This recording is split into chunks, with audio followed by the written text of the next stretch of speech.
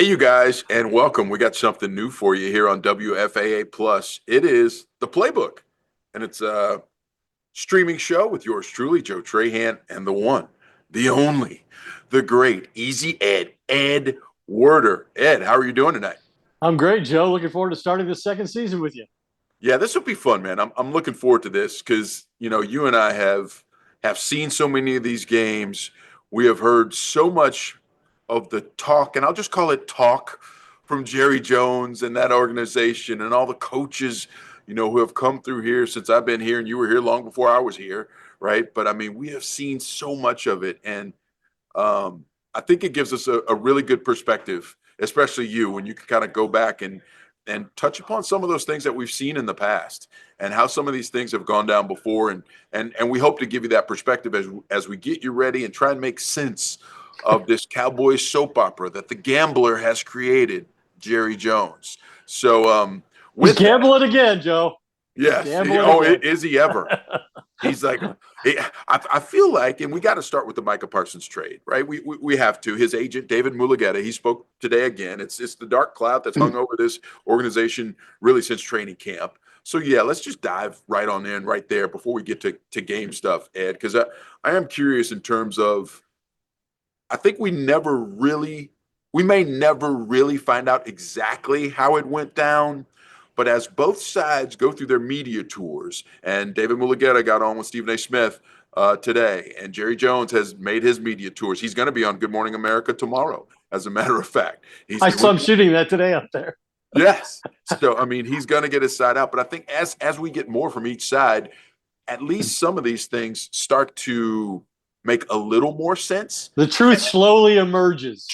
Always slowly, but it drips out. And I'm curious, in terms of the way you've seen it, and I'll just start with this. The more I hear from both sides, the more it certainly feels like I don't know if either side really wanted to get a deal done, despite them saying exactly the opposite. What do you think about that? Well, obviously, I thought the most interesting thing that David Mulugeta said, and he's one of the most successful agents in the entire NFL. He's the first agent to negotiate in a single year $1 billion worth of NFL contracts. And for Jerry Jones to pretend he didn't know the guy's name when all this got started, it was just a bad sign of what was going to come. But for him to go on television today and say that more than anything, Micah wanted to play in Dallas. Like, sorry, Green Bay, I know you paid him all this money, but that's really not where his heart is. He wants to be in, and everything we've seen sort of supports that contention. Like when he got drafted here, he was praying, he was wearing blue and white, hoping to be a Cowboy. And I just don't think that we've ever seen Jerry Jones make this kind of move with a player at a premium position, an established superstar early in his career at age 26, and to send him to a team that you have a bad history with in the playoffs that you have to maybe get through to achieve your Super Bowl ambitions. I just thought his experience with Charles Haley and acquiring him from the 49ers back in 1992 would sort of be a cautionary tale against trading Micah Parsons, but it didn't stop him.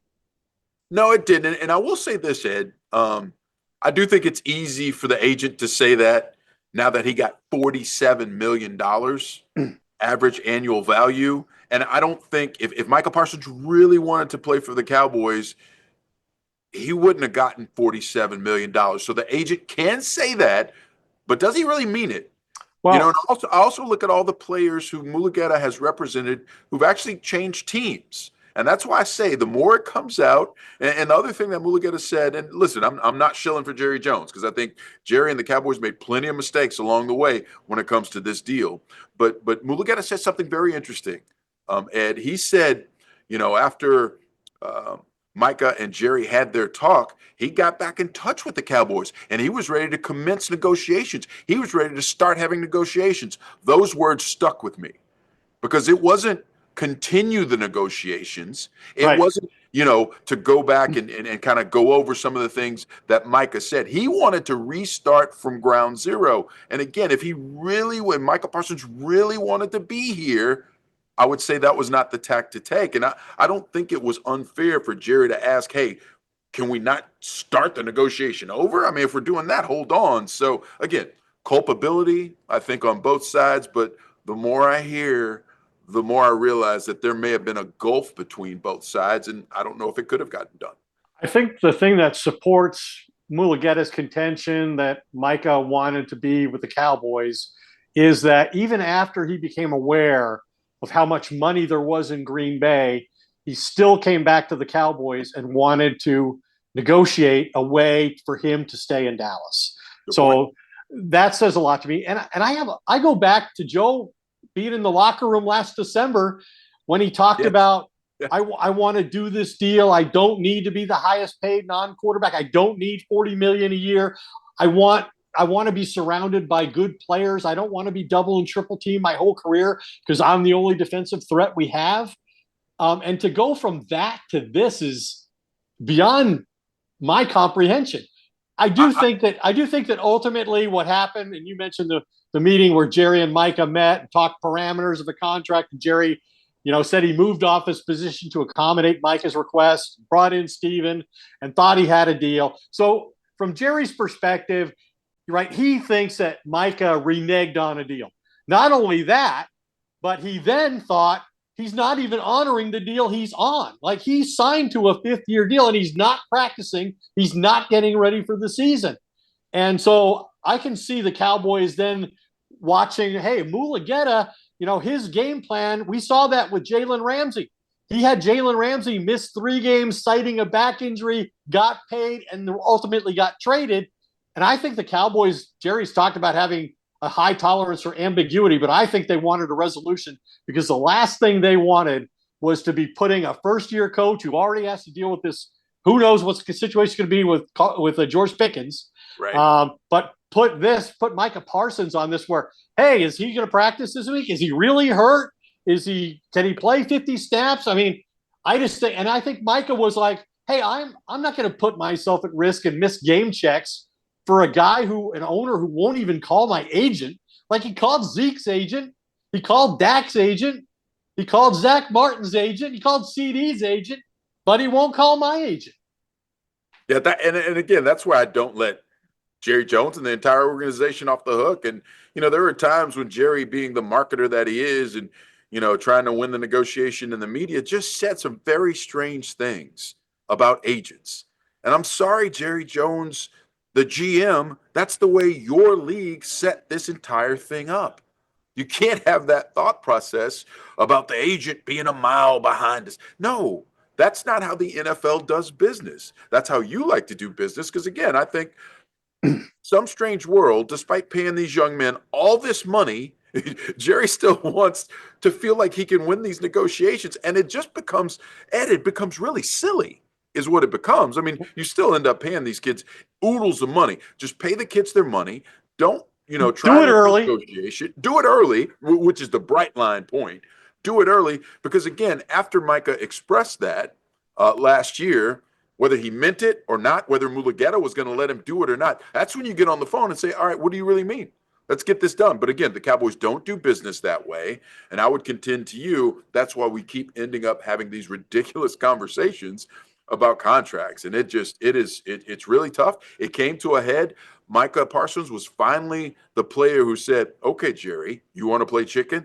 Let's play chicken, right? And my 26-year-old, 12 sacks a year, only other guy to do it for the first 4 since Reggie White, I will put that up against, you trying to make me see if I won't play or not. And I'm sorry, I do think this, and I'm curious about your thoughts here, Ed. I think Mulugheta and Parsons, even though Parsons didn't want to leave, he still won this in a big way. And I feel like Mulugheta almost dunked on Jerry Jones. Well, he got $7 million on average a year more than any other non-quarterback. And he got traded to a team where he might be the missing piece of the puzzle. And he's traded to a team and a franchise that is all about football.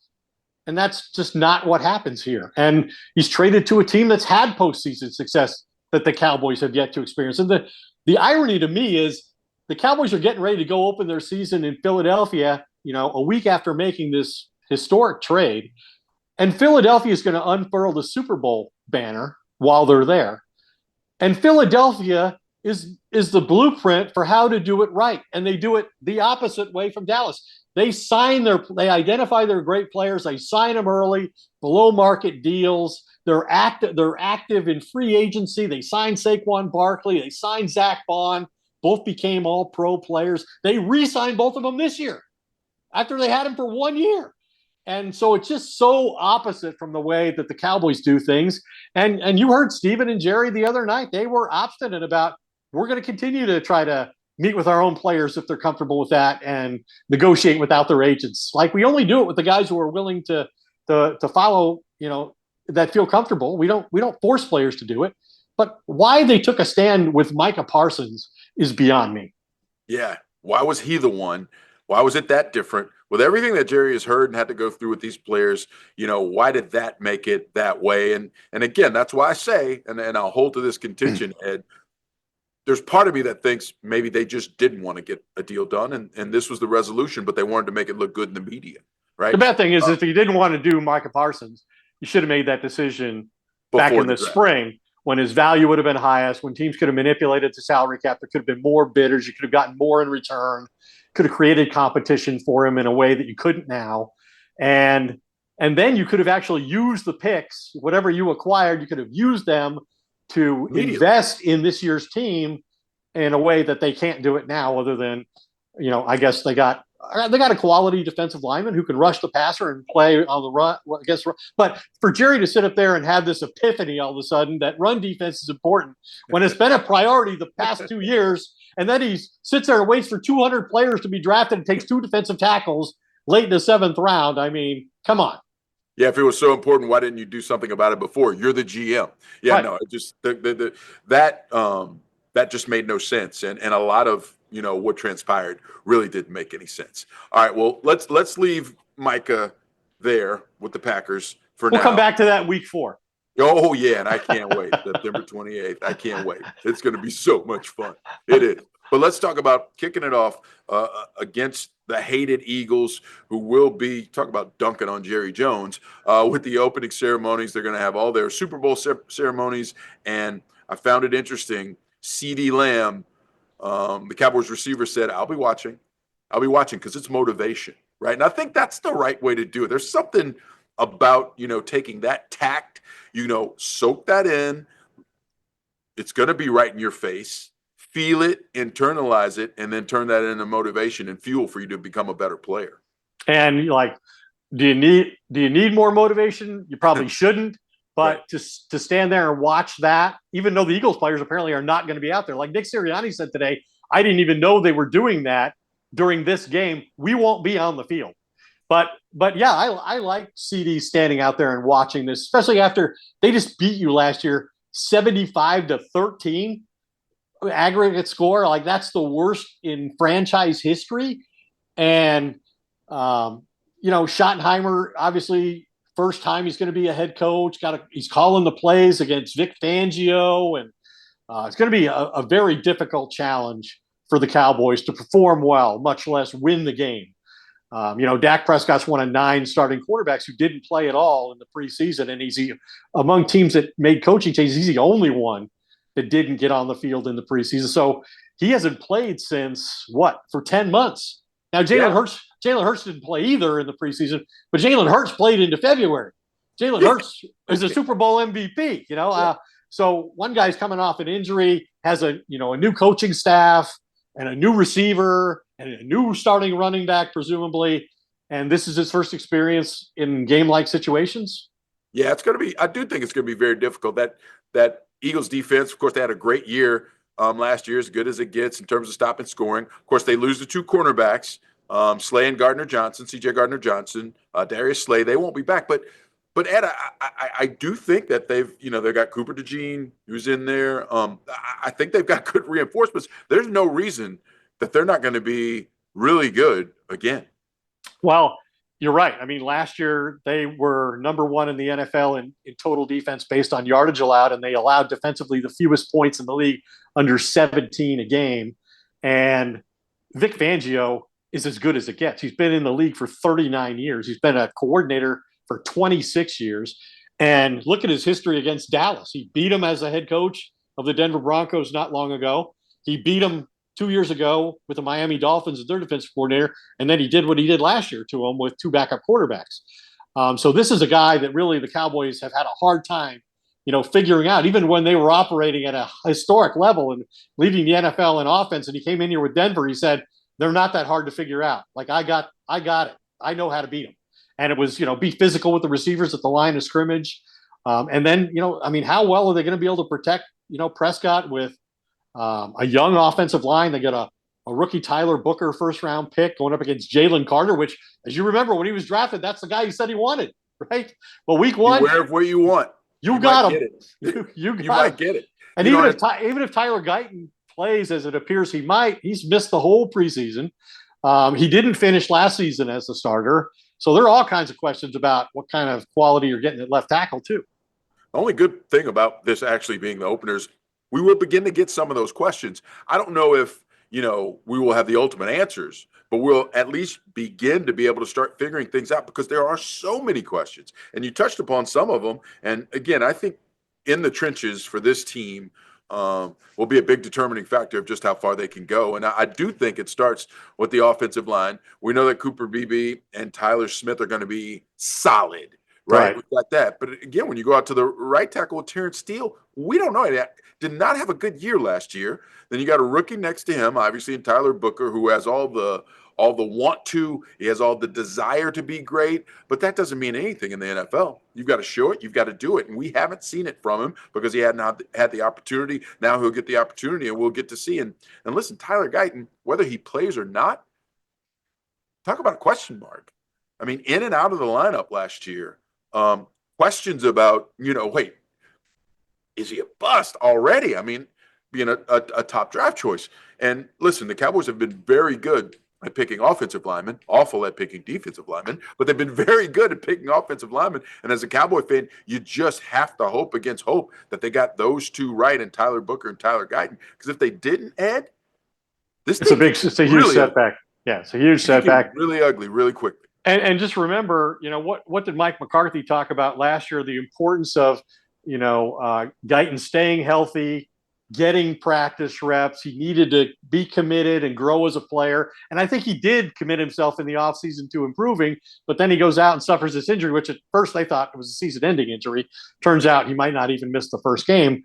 But last year, when this coaching staff had to win to keep their jobs, they didn't want Guyton playing left tackle. They chose Ibuku, so that tells you a lot. He's got a lot to prove. It sure does, no doubt, as does, just about everybody on that offense. We still haven't seen, what Dak Prescott can do when he's got CeeDee Lamb and George Pickens together. But before he can show us, he's got to have time. And that's going to come down to that offensive line. I do want to talk defense, though, before we get out of here. It's amazing how quick these 25 minutes go, Ed. It's amazing, I tell you. When you think about what Kenny Clark can do, and I hate the fact that so much has been put on Kenny Clark right away. I mean, he literally just steps off the bus and, all right, Kenny, go be the savior of this defensive line. Stop Saquon Barkley. Yeah, exactly. I mean, it's not fair to the guy. But I am curious your thoughts in terms of how much of a difference you think he can make. How much does he have left in the tank? At what time he was a prototypical one technique. He's not that anymore. He's a different player, but I do think he's a smart player, and he will have an impact. Well, they were one of the worst run defenses in football last year. They allowed 25 rushing touchdowns, the most in the NFL. They allowed the second most points in the league to Carolina, which allowed the most in league history. So finishing second was no small feat. But yeah, I think if there's a game where you might swap Micah Parsons for Kenny Clark, this would be it, right? The Eagles are a dominant team up front. They run the football more than any team in the league. They were over 600 rushes last year. By far, even the Ravens didn't run the ball that much. And they have a 2,500-yard back. They have a quarterback who's mobile and physical and can play inside the pocket, outside the pocket, make plays in the running game, and is virtually – they're going to make you play four downs on defense. So and then you have the uncertain corner situation with the Cowboys. And so – yeah, Matt Eberflus, their third defensive coordinator, he's got a lot of problems to solve. But certainly I think Clark will be, if he stays healthy, I think he'll be a good addition to the team and a valuable player and can make a difference both as an interior pass rusher and as somebody who can defend the run on a consistent basis. But I just don't think that he's the kind of elite player that a Micah Parsons is. No, and I don't know if he can have that elite game-changing impact either. Now, if they can do better against the run, is it more of a slow burn that can help them down the line and be effective? We'll have to wait and see. But I'm not sure. It's just Ed, I feel like everywhere I look on this Cowboys roster, there are question marks, right? The other thing about the defense is, will Trayvon Diggs be there? And if he's not, I mean, who's going to be the slot corner, right? I mean, and how well can the other corners not named Deron Bland hold up? I mean, it is just everywhere you look, you're like, I just don't know if I see it. Zion Childress, he looked great, but undrafted free agent, how much can you really expect? I mean, these are real games. This is not preseason anymore. Kyer Elam, like he's unproven in the league. They think a lot of the offseason he's had, but Buffalo gave up on him as a first-round pick when they still needed corners. Buffalo would call him a bust. I mean, so you want to go from bust to starter and impact player? How does that happen? I would tell you it probably doesn't. I went into this, a week or so ago thinking, wow, the corner situation on this team is really unresolved. They better be able to help those guys by getting to the quarterback, and then they go trade the franchise generational pass rusher. So I don't know. They have different answers to the questions than I do. No doubt. And then when you think about those pass rushers and, Dante Fowler and Donovan Ezeraku and Sam Williams and Marshawn Nealon, question, right? Dante Fowler, okay, he has been solid.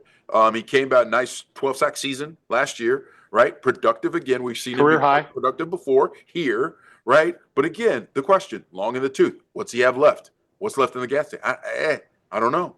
I mean, again, the theme of this game for me is, how many question marks can you have about one season opener when you're playing maybe the best team in football last year, and right. I mean the Eagles could be at the start of a dynasty, here where they win three or four Super Bowls in a row. They're that good.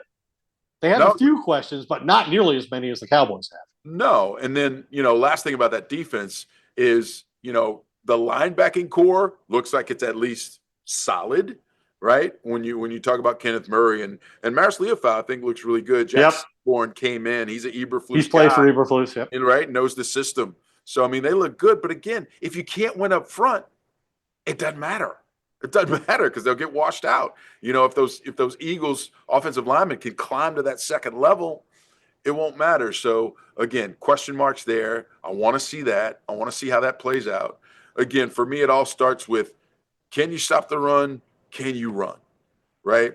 Can you run? If they can do those things, even if they can earn a stalemate in the trenches to where it's just not lopsided in either of those things in terms of run defense or run offense, if it's just not lopsided with the way the game plays out, I think they can keep it competitive. I was surprised. Yeah, go ahead. That is kind of the identity of the Philadelphia team, right? The Philadelphia Eagles are all about winning on the defensive front and dominating on the offensive line. And that's what Schottenheimer wants the Cowboys to be. So let's see how far they are from that.